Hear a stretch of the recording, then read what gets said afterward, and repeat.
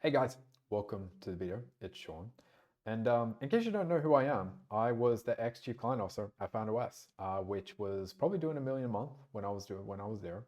And really, during that time, I was at FounderOS. I worked with probably up to 650 plus coaches, consultants, online education businesses, really anyone who was selling course coaching, consulting, masterminds, or anything like this. And again, during that time, I was basically the leading advisor to all of our high tier premium clients, people paying us a lot of money, anywhere from 36 grand to 100 grand a year. And really, I was the primary advisor working with these individuals. That was basically everything from working inside of Slack with them, answering the messages, consulting calls, building assets from them, everything across really positioning, offers, content, traffic generation, lead gen, conversion tactics, all of the thing, product delivery, etc. That was me. I was doing this with them. And so, really, in this video, what I wanted to cover is the model that I use to diagnose these businesses, because I worked with a lot of them and I really had to figure out a way to really diagnose the constraints in these businesses. And what I really landed on was like these three types of market fit, which I'll get into. I will let you know what they are, how to nail them, what it looks like when they're broken, because I think a lot of people uh, sometimes mistake or not able to identify if they are broken because they can sometimes mistake for something else. I'll go through that. How to fix them, and really, if you get all three in order, you can really create something beautiful and easy, which really I think top 1% of my clients really had them all kind of like locked in. And obviously, top 1% of the clients are always making top 1% of the money, and so that will always make sense. So, really, just some background notes. I actually never came up with this. This was something I found in an email from someone who ran an eight-figure coaching consulting business. It was actually called The Only Three Things That Mattered.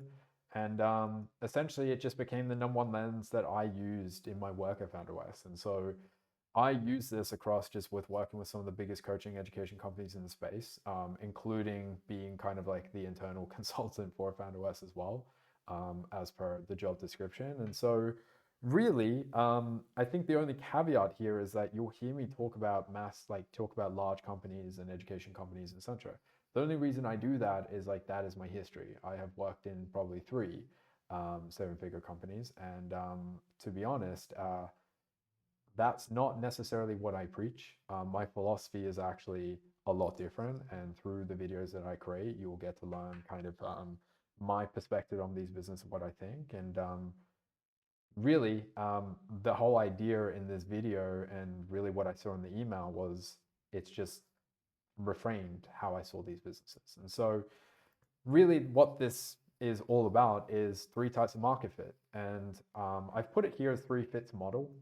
I don't know if that's really like the best way to describe it because I don't believe it's a model. But I think everyone's familiar with product market fit. But again, it's one piece of the puzzle. And so there's actually three.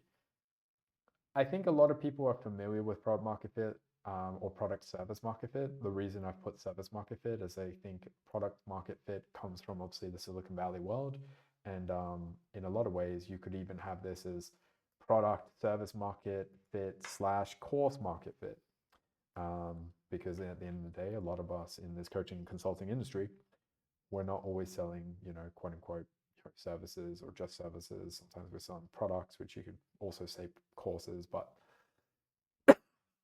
again, Silicon Valley is selling products and we're here selling courses.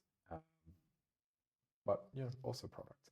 But anyway, the main point is that you've got product service course market fit, you've got offer market fit, and you've got message market fit. And so really the idea is that what I found is once these three things were really just locked in, and I generally would believe that this covers a majority of the whole entire scope of like these businesses, because they're a very unique set of businesses, coaching, consulting, education businesses. I think they're fantastic opportunity for a lot of different people. I think a lot of people do them well. I think there's a lot of people that do them bad, but more or less, if you get these things right, you can build something beautiful and easy. And that was always my goal when I worked with my private clients as well. So let's go through really what each of them mean.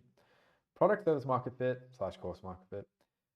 really, it's super simple. Essentially, it's this that your product or service fits the customer's problem in such a way that it actually solves their problem. So, does your product or service get the person results? Yes or no? Yes, you've got a good product. No, you have a bad product. It's as simple as it can be. The way to tell if you have good, great, amazing product or service or course or consulting, coaching, whatever you want to call it, is that people get transformations or results. We already spoke about that. Your word of mouth coefficient is high, meaning a lot of people just basically want to tell people about the product that you've built. You have high retention rates, meaning like people want to stay and keep working with you. And if people want to keep staying and working with you, you typically then have high LTVs. And if you can have an LTV that's 2 to 3x your initial upfront collection, and what I mean by initial upfront collection is if you sell a one-to-one coaching consulting offer for 4 months at 6K, and you basically have a LTV of 12K or 15K, you're in the good because people want to renew. They have renewed with you. And so if your LTV is that high across all of your clients on average, then you're cooking. Um, Message market fit, because I think we already know this sort of stuff. This is my favorite. This is the thing that I think, one, I think people struggle with the most. I think it's where the majority of people's attention goes to. I think people mistake it actually with offer market fit. And so essentially what it is it's the messaging you broadcast to your market about what you do and what problem you solve, so much so that it resonates with your customer that it results in the prospect wanting to learn more. So just to make it simple, essentially it's what you say in your ads, your content, your videos, your VSLs, your offer docs. Well, actually not your offer docs, but any basically marketing materials or any form of marketing that you are basically putting out to the market. If it is compelling enough and people basically like it, they will book calls. They will reach out to you. You will have leads. This is basically, I think, what the extremely profitable, the best businesses in the space, the most successful coaching consulting businesses in the space, the best education businesses in the space, this is what they do well. A classic example, in case I hope I get this right, there is a lady on the internet, on Instagram, teaching people how to yap. And if you're not aware of yapping, it's basically this whole way of communicating on Instagram where you basically do Instagram Reels. It's something that I will do. And she weighed 1.2 million in a weekend by selling, I believe it was a $60 to $100 course. I might get that wrong, to an audience of 400,000 people. And basically, her message is how to yap, and her offer was a low ticket offer that got broadcasted to hundreds of thousands of people, and she ended up making 1.2 million. I can't remember exactly the pricing, so who knows what the pricing was, but a lot of people loved the message. And so this really is the big thing. This is what will get you views. This is what gets you like engagement. This is why people will watch your YouTube videos. It's a large part of why people will buy into what it is that you're doing, get interested in what you're doing, and buy what you're doing, or at least get interested in what you're doing just in general. Offer market fit, which I think is also a very good one. And the thing that I also saw a lot of people kind of struggle with, to be honest, is what offer market fit, again, is just it is your offer fits the customer's desire and resonates at the moment they're about to transact such that it results in conversion. So typically, if you have created desire in your VSLs, your marketing, your content, your ads, it is upon inside the sales call or inside your offer doc or at the end of your webinar where you then have to make the pitch. You have to communicate basically the how your offer works. And this is basically what will get people to say yes or no. So in saying towards this, people will basically say yes to you on a sales call or in the DMs more. You have high cash collected rates, usually above 40% is like when they're really, really good. Even up to 80% if you run just like, pure solo consulting, cash upfront only sort of offer, or your close rate is super, super high. And so the offer market fit is just when you tell them the offer on a sales call or at the point of conversion, do they say yes? And if you have a great offer, then you will have people saying yes to you. You will get cash collected. You will have a great close rate. And so this is a large part of, I think people get this confused. Hey, your offer with your messaging. It is part of it. Like your offer is about messaging and packaging, but at the same time, your offer is also about delivery and pricing. And that basically means like what it is that you're offering to them. So we'll get into it. We'll talk about it. And it is interesting. I think just to demonstrate this point, because I think like, this is all great, product so product market fit means that your product works. Message market fit means people want to book calls and talk to you because your message is compelling. Your offer market fit is great because when they talk to you on a sales call and you tell them what the offer is, they want to buy. That's all well and good, but if you want to know what like how that fits, then I'll kind of show you. So message market fit, basically, this is an old company that I used to work with. Best time of my life. Company based out of Berlin. Had a lot of fun, a lot of late nights, a lot of great times. And really, the message market fit that they got right was we'll, should probably make that we'll help you become a highly paid six-figure facilitator with the 516 method. And so that was actually the name of the free training or the VSL that we actually like ran ads to. And so we had an immense amount of people going through that VSL. The cost per lead was so low. The cost per book call was very low. And in case you're wondering, cost per lead, cost per book call, that's all very like, specific stuff. But at the end of the day, we just booked a lot of calls. And so really, at the end of it, we basically, it makes the right person basically go, tell me more. And then they book a call because in the VSL, we would tell them book a call. So this is an example of like a really great message market fit. This is like the messaging. It's a specific person with a specific outcome in a specific way. And that's really, it was really a fantastic message that we broadcasted to the market because a lot of people were like, yeah, we want to learn. Now, when they got onto the sales call, which is what I was doing at the time, the offer market fit that we got well, because we probably converted cold traffic at 30 to 35% pretty consistently without closing on the call. That is for another time. But the thing that we did is they got 12 months access. They got a 120-day roadmap to selling their first workshop in 30 days. This should be actually up here.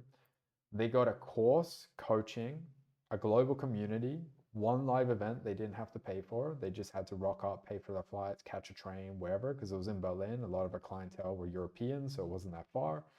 And really, they also got direct access to the team that actually went and sold these workshops at S&P 500 companies, because what we were teaching people was we have gone and sold sprints and workshops to large S&P 500 Silicon Valley companies. We're going to teach you exactly how to build those workshops and how to sell them, just like us. And to top it off, really, with the beautiful ending, is they also were offered a 30-day love it or leave it guarantee. So if they didn't like it in 30 days, they could just refund. The product was around 6,000 euros, and people would just pay. And then they actually would never refund because the product was so good. And so that actually brings me back to the next part, which is the product service market fit. Obviously, these guys who ran facilitator.com, they were product designers, so they were really good at it. But essentially, what we measured to make sure that we were doing the right thing is the number of people that actually sold workshops, how many people hit six figures. We made sure that the promise on the box actually matched what was inside. And how we knew we had strong market fit was that people would stay, they would renew, they would refer, they would get excited about the community, they would never want to leave the community or the program. Versus if it was weak, people would churn and people would send and say bad stuff. But we actually prevented this with a love it or leave it guarantee. And because our refund rate was so low, we never really had to worry about this. So really, this business went on to do seven-figure years upon years for probably 3.5 years, 4 years straight. And it was really just because they had these three things locked. And it was probably one of the the most interesting offers that I've personally like seen, and I sold the offer, and it was fantastic. We sold to individuals, we sold to product designers, large companies, and it was great. It was fantastic. And so, really, you can read this in your own time, but the big idea is that you can have things that are strong, you can have things that are weak, and then you can basically start to determine where your constraint is. So if you wanted to go through this, you can actually then diagnose based on like, okay, is my message market fit weak, my offer market fit weak, or my product service market fit weak. You can basically diagnose by just looking at your numbers, right? And so you don't need to guess where it might be broken, like whether it's your messaging that's broken, your offer is broken, or your product's broken. You can literally just go look at your numbers if you track them, and if you don't, you probably should, which is, am I getting leads and bookings to go hit the amount of money that I want to make per month in my business? And if no, then it's probably a messaging problem. If you basically get loads of leads and loads of calls, but everyone tells you no, then it's offer. And then if you basically have lots of people coming into your program, but at the end, people say, no, thank you, I don't want to continue with you, then that's obviously a problem with your product, and because no one wants to continue, no one wants to refer, your LTV stalls. And so ultimately that's how you can actually like diagnose, that's how you can tell which one is broken. um, I won't go through this, you can read it in your own time because it's a bit of an interesting, I probably could create a whole video on this, but essentially I believe that the market is quite, coaches, consultants, these education companies, product is, I think, a lot, it's not the root of all problems, but I do think a lot of the problems can be fixed if they focus on product first, because it just acts as a flywheel. If you can basically create amazing product and then start up from there, then you basically will not be in a situation where if you master marketing and sales and you just funnel as many people, I don't like the word funnel, I don't believe it's a great idea. I think people shouldn't funnel people into anything. Um, if you basically enroll or bring people as many as you can into your offer, but your offer, like your product is terrible, you'll get people refunding, you'll get people like not wanting to refer, and you actually just create more headaches than anything. Because I can tell you for sure, delivery problems are the hardest problems to solve. They're the ones that take the most time. They're the one that takes the most effort. It takes the most like bandwidth, and I would just advise people to focus on product as much as they can, and really be clients first.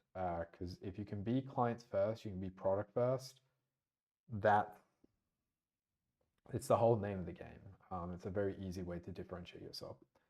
But let's go through the fixes that if you wanted to fix these things, how can you and what do you look for? So essentially, there's three things you can fix. You can fix your product, obviously.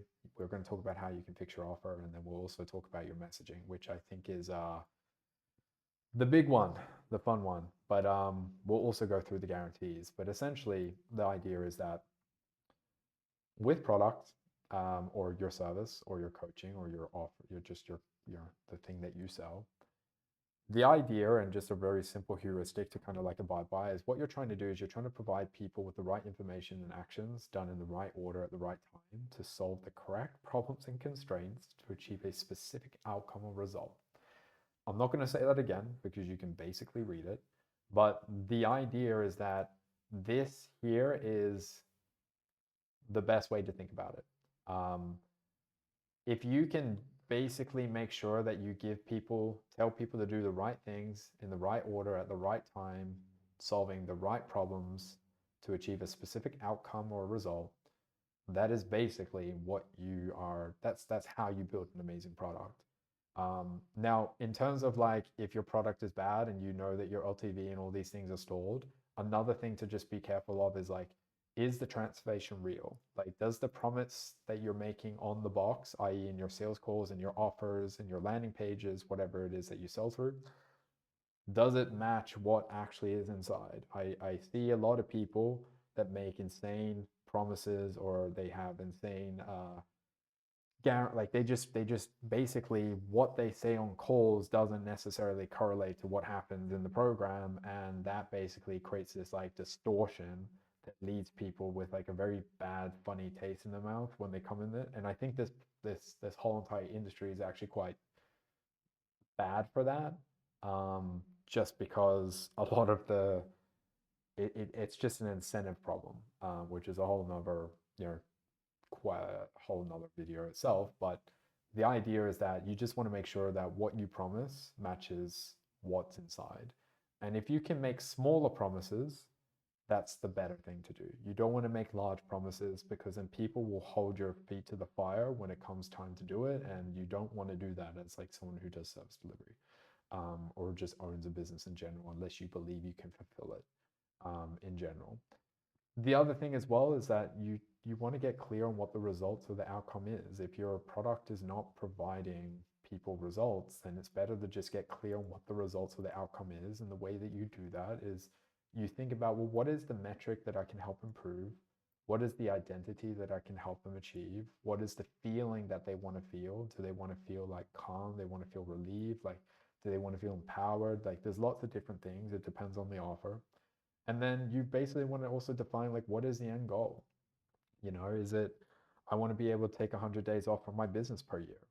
It's like, great, build a product around that. What is then the path, the step by step in obsessive detail to get to that end goal? And how can you help them?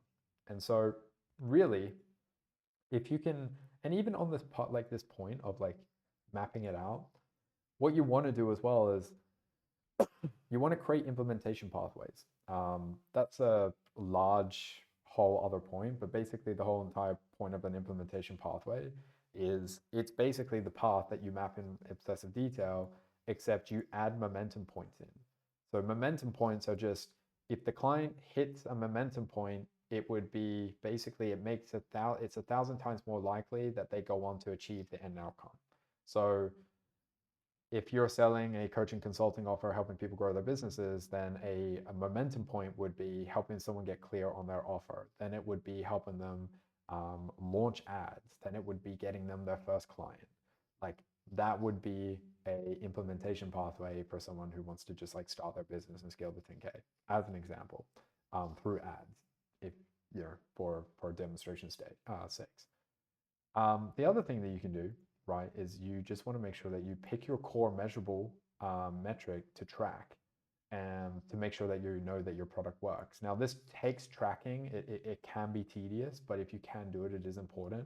You can even just keep a peripheral idea on this. It's just something that, like, what, like, I want to make sure that like you keep a track of it. And so things that you can think about is the certain amount of views that your, like, you know, people's content generates. That's if you do social media services. The number of pounds lost if you do fitness. The monthly income hit if you do business coaching. Return on ad spend if you do clients ads. You basically just want to optimize your product and service.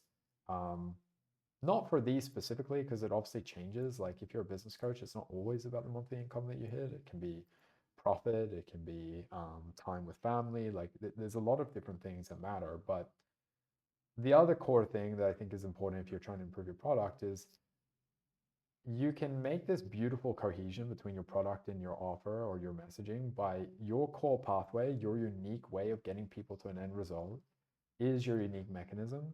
And so if you can make it specific and step by step, and allow people to follow and adopt, that's another way that you can do to just improve the cohesion between your product and also your marketing and everything like this.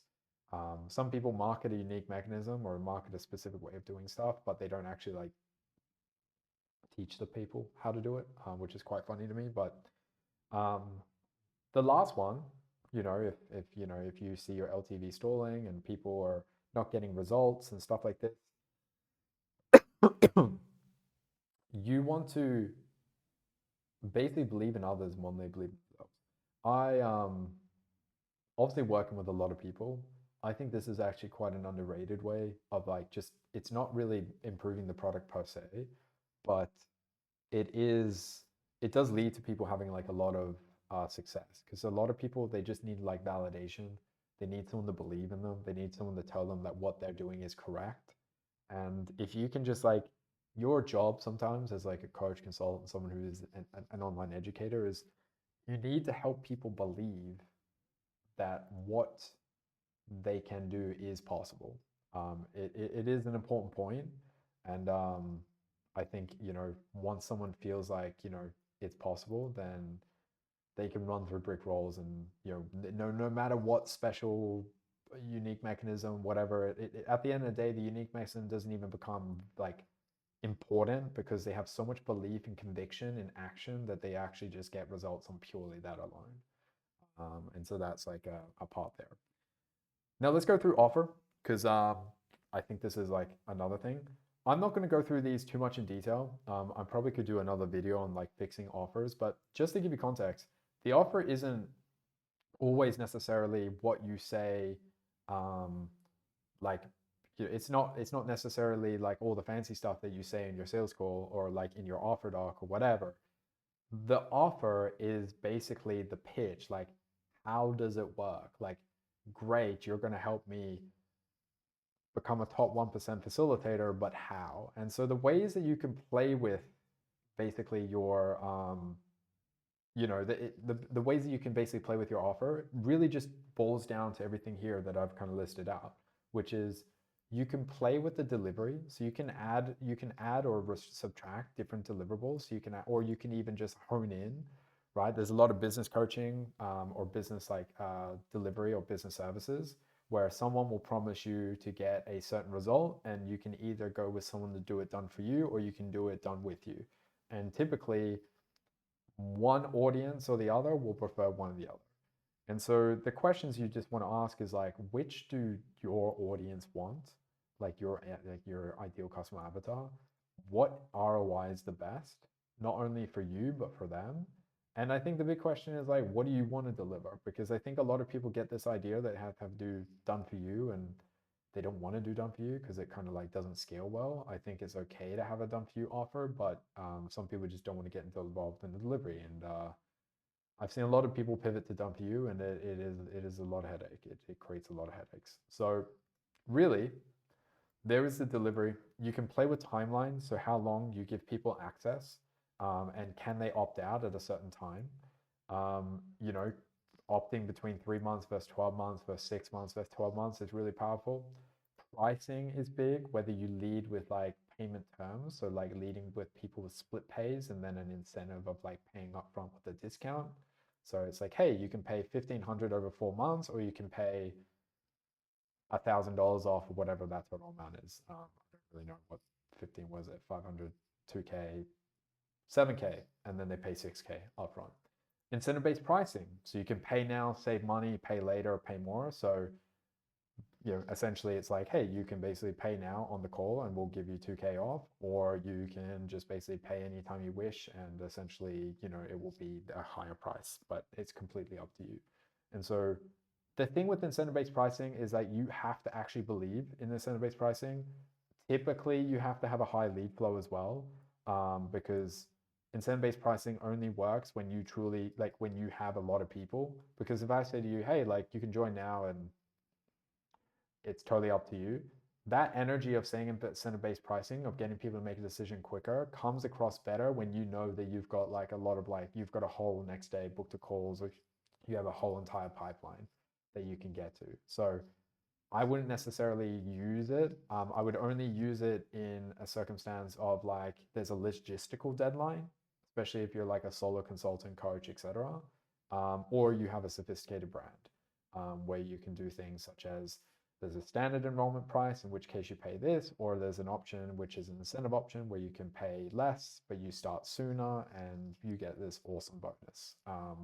Which actually leads me to like the next part, which is if you can cap spots as well, that's another way that you can actually play with your offer. So you can actually say, hey, we only accept 20 people per month. And if you're not one of those 20 people, that's okay. But if you want to come in, then you can. The other thing is that the thing with scarcity and actually using a cap spots is that it has to be real and it has to be communicated through other sales assets, content, and marketing. What I mean by that is if you were to just get sent an offer doc, or if you were to get sent whatever it may be, like you're in a sales call, and so at no point were you told that there's only 20 people per month, and they say, hey, we only take 20 people per month. It kind of becomes a little bit skeptical. So you have to kind of communicate this whole scarcity throughout your sales process. Otherwise, people just don't care, and they don't respond to it that well. So I've seen that work really well when it's communicated on landing pages, in VSLs, in email marketing, before someone jumps on a call, as an example. Bonuses are very interesting. So you can actually, if you wish, you can add bonuses. Bonuses will only work in such an example where, if you're, let's say, again, another example, you're going to help people build a profitable personal brand. If you basically give them a bonus that has no attachment to like the outcome of going and building a personal brand, then it doesn't make sense. So, for example, it's like, hey, if you were to join sooner, we would give you our whole entire suite, or like swipe files of our highest performing content that generated the most leads if you sign up. And so the idea is that this is actually an idea that comes from Russell Brunson, called Most Incredible Free Gift Ever. So if you ever wanted to go look at this, you could actually go look at this on through Russell Brunson, and it's just called Most Incredible Free Gift Ever. Where I've seen this used very well is just, if someone signs up in a certain amount of time frame, they can get this awesome bonus if they make a decision quicker than they would otherwise. The other thing that you can do is guarantees and risk reversals. Now, I would say you have to be very intentional. There's a lot of people that use guarantees that are heavily guarded by contracts. That's a big, massive thing. I'm personally not a fan of that. I don't believe in that side of things. I, I, I think it feels very yucky. It's not really like how I would personally want to run, or how I run my own business and my consulting. But there is other guarantees that are lighter, which can be a little bit better. So it's like, I'll work with you until we get a result. There's a 30-day love it or leave it policy, which I think works very well. It's like a love it or leave it period. But the thing that you have to be doing with, the thing you have to be careful with guarantees, is that you don't want to make your guarantee the main part of the offer, which I see a lot of people doing, because basically what it does is it attracts a certain type of buyer. And personally, I wouldn't want to work with someone who's only wanting to work with me because of a guarantee. That just doesn't feel right to me, and it's not necessarily what I believe. The other big thing, and we're going to get to a lot of other things here, but the other big thing is framing. Like, oh my God. I've reviewed like hundreds of sales calls, probably more than 100, like, probably, yeah, probably like 400 sales calls over my time, just helping people with sales as well, and having done sales myself.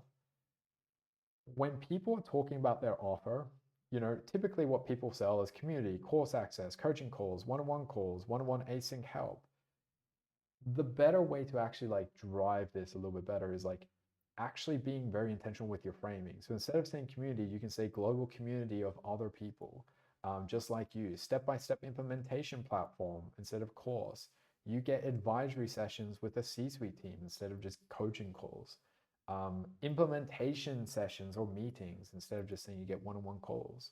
One-on-one async help, which is just like you get access to someone kind of on demand by asking them questions, is instead of just saying, hey, yeah, you get to message that person anytime, is you say you get unlimited text, looms, and feedback as you need it. And so this is a skill. This is actually probably more a sales skill than anything, but it can be learned. And it can be, I think it's important not to also mislead people though. It's just basically a way of making things sound more exciting, and getting people to feel like something is different. Because at the end of the day, it's important to make people feel excited about what you do and not just feel like you're like everybody else. And so that's a not large part, which is framing. And lastly, another thing is like you can basically add events. So by adding in-person events and hangouts, just impromptu hangouts in your community or in your program, etc., or in-person days with like your clients, that's like a massive thing. Like that can add to your offer in such an amazing way. But ultimately, like, I think the main point here is like you can also see that there's a fatigue in like course and group calls. And so people need something more exceptional. And I've got some notes here on like the message versus the offer. So like the message is what you will do. I'll help you generate leads, double profit, only work with clients you love. So that would be the message. And then the offer is how you'll do it. I'll get your first 10 leads for free, and then 10% of the revenue leads I bring completely done for you. So that would be the difference between message and offer, which I think people get confused. But I think the big thing is like before building your offer, I think a lot of the idea is like you want to ask like what do they want? What are they used to seeing? What price points are anchored? Why like people saying no to like what's out there? And like I think the big thing is like what do you enjoy delivering? And I wouldn't actually say like what's scalable.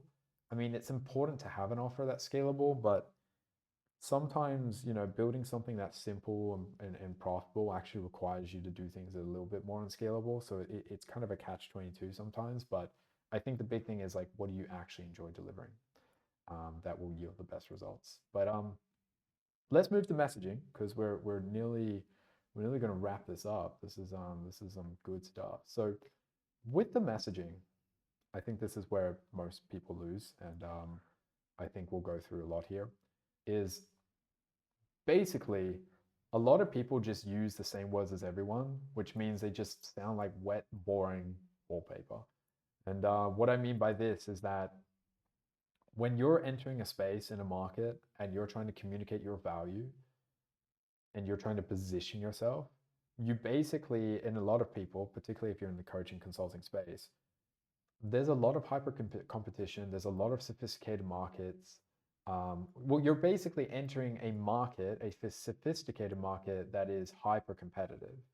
And if you want to learn more about this sort of stuff, I would definitely recommend you read Eugene Sport's 5 Levels of Market Sophistication, because a lot of the time, being aware of different levels of market sophistication is actually very important. And if you go read just Eugene Schwartz, or if you just go put into Claude or AI, Eugene Schwartz, 5 Levels of Market Sophistication example, you will get it what I mean.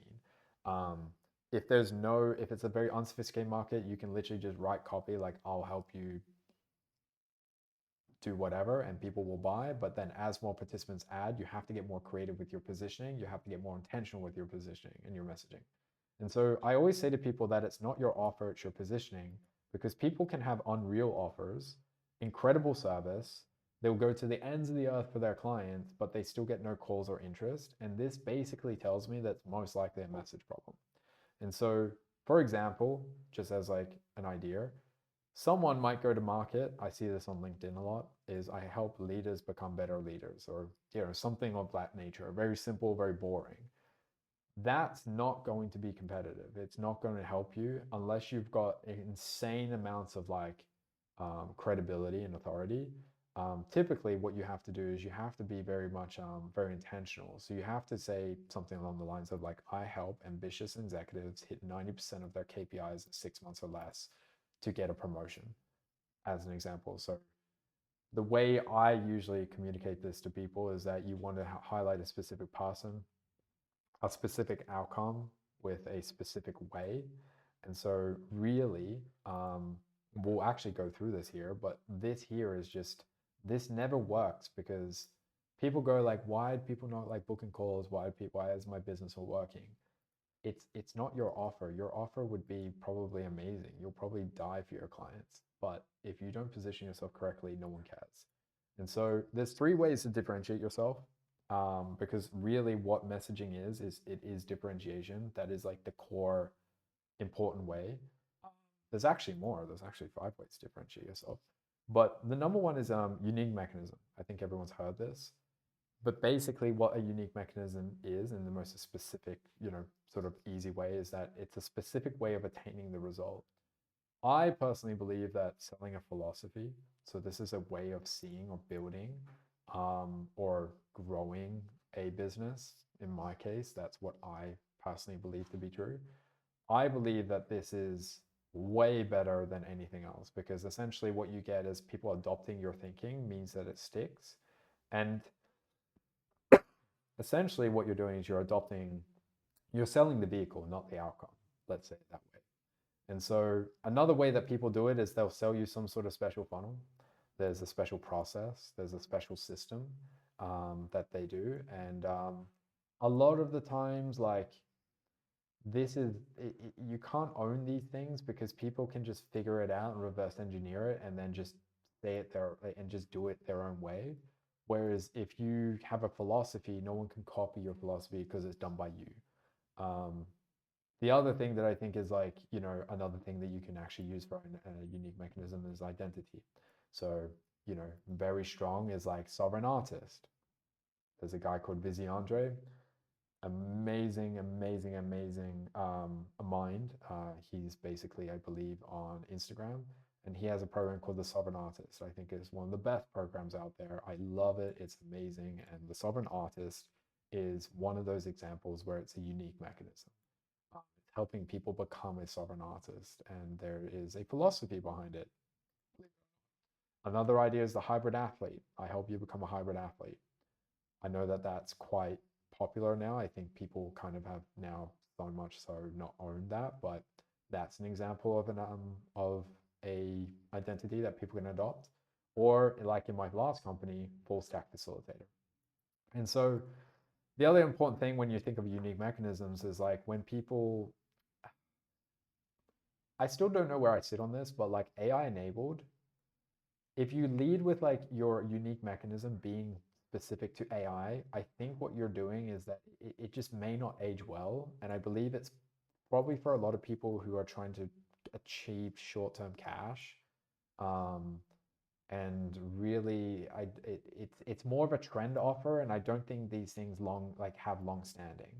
Mostly because like there's a lot of people who actually just don't like AI. And so if you say all your stuff is AI enabled, you are actually probably like siphoning off part of the market. Um, Unless your offer is completely about teaching people I don't think that's an issue. But if you have your specific process of acquisition or whatever that's AI X, it's better off not telling people that it's AI, I believe, in my personal opinion, just because you don't know when the trend will end and you don't want to have to always change your unique mechanism. I went over that in detail because I think it's important. I'll probably do another video on this like specifically because I could go way deeper than what I just did. Another thing that you can do to differentiate yourself with messaging is having a big, very specific high level promise. So really, if you can get very specific on your promise, which is like, I will help you get result or you don't pay, that's something that a lot of people use. I'm not a fan of it, but it is something people do. I will help you sell without sales calls. I know that's a big one right now. I will help you achieve biological dominance. Sounds very cool, probably for a fitness offer that you could use this. I will help you hit 20K a month. I will help you become a six-figure facilitator. These are high level promises. And high level promises will work when you're one specific on you, meaning who is the specific person, what is the specific outcome, which a lot of these are explaining, and then what is your specific way, which is usually you don't actually have to have the specific way as a unique mechanism in a lot of ways, as long as you have a defined specific way on how to get the result or the outcome or solve the problem. So if you can get very specific on your high level promise, that's also a very good way of improving your messaging.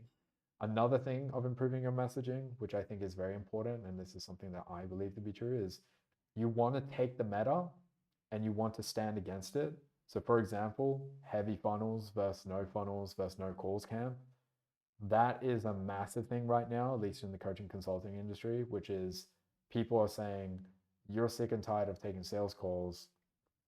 Here's how to go make lots of money without sales calls. And so if you can take what people already accept to be true, what the market is doing, and then take a stand and take the opposite stand to it. So, a lot of people are doing kind of like, flywheels versus funnels, and they talk about simple versus complex, or no sales calls versus sales calls, and all these different things.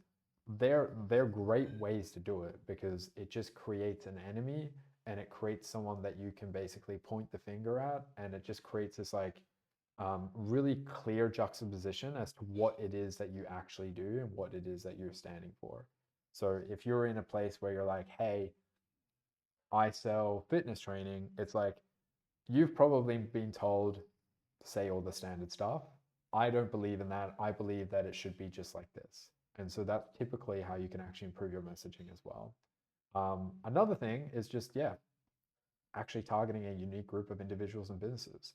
So you just want to get specific on who you work with and find the most interesting intersection of the market. Ways that you can do this is finding certain verticals, certain amount, like people earning a certain amount of money, people who have certain types of businesses, um, niches or unique groups of people is probably the best way to actually siphon down your messaging so it resonates with a smaller group of people, but at least you get resonance with those people solving an outcome that they really want with a specific way that makes a lot of sense. Now, the last one is leaning into you and not just being competent. So a lot of the time, you can get all fancy with your messaging, but at the end of the day, people will buy because of you, and not just because of really what you say, but it's also like the message that you deliver. So it can be your character, your beliefs, your ideas, your imperfections. If you can also get clear on not clear, but just being you, um, you know, case in point, right? Um, the idea is that people will just get bored into you. They like your imperfections, they like your beliefs, they like your ideas, they like the way you say things. Because at the end of the day, you don't want to be competent and boring. You want to be competent and interesting.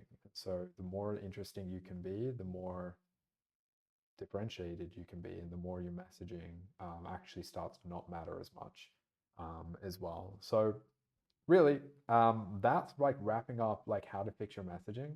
I'll just kind of like wrap it up here because really I think I've mentioned guarantees, and I think I want to be clear on guarantees because like I do have a philosophy of how I see these businesses. I think it's important to share. Like they work, guarantees work. The idea though is like I'm not going to personally build my business on the back of them. I don't believe, at least in the way that I see guarantees, they're not really for me. Uh, I believe in selling the vehicle. So this is like the how, the philosophy, the mechanism, the way of building, not the outcome. Because if I sell the way of building, I don't have to guarantee outcomes per se. Um, it works better in some markets and in other industries. Like it's you could definitely go to market and have a massive guarantee, and if you with a large contract which says if you don't do these things then you can't qualify for the guarantee. That's not really what I want. I've seen enough of that. I've been in businesses that do that enough, and it's just not me. The idea that I have is that you want to sell first class versus economy. I think Alex Hormozy said that you want to sell the destination, not the plane ride, but I would say that you want to, if I could say, hey, you could fly first class versus economy and get to the destination as well. And I don't have to guarantee you get to the destination because it just usually happens anyway. That's the idea, is that you want to sell the first class ticket, not the economy seat, because everyone else is selling the economy seat.